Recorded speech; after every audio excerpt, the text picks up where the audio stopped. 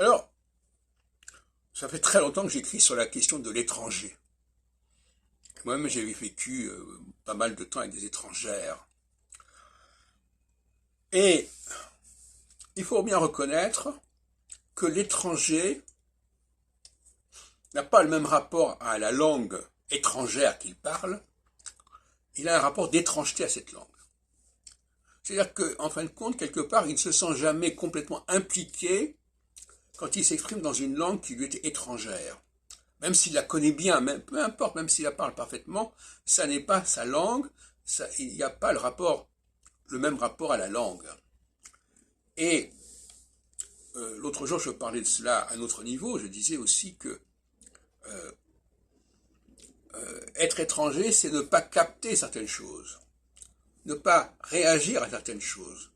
Parce que il y a l'étranger, quelque part, il n'a pas un rapport viscéral à la langue.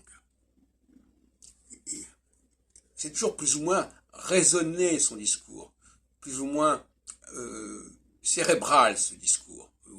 Il emploie ces mots-là, mais ces mots-là n'ont pas le même impact que pour quelqu'un dont c'est la langue maternelle en quelque sorte. Et je disais aussi l'autre jour que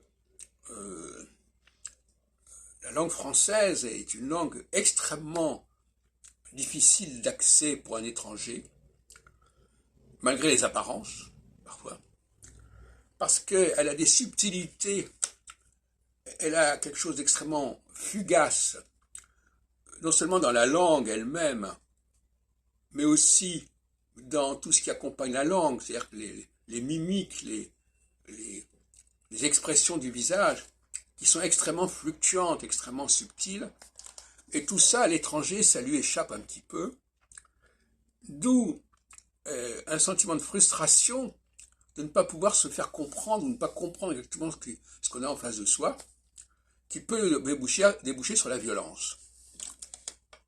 Dans tous les sens du terme, on peut être violent, ou on peut provoquer de la violence, parce qu'on n'a pas la bonne attitude, on n'a pas compris les bons signaux, et donc on ne réagit pas comme il faut.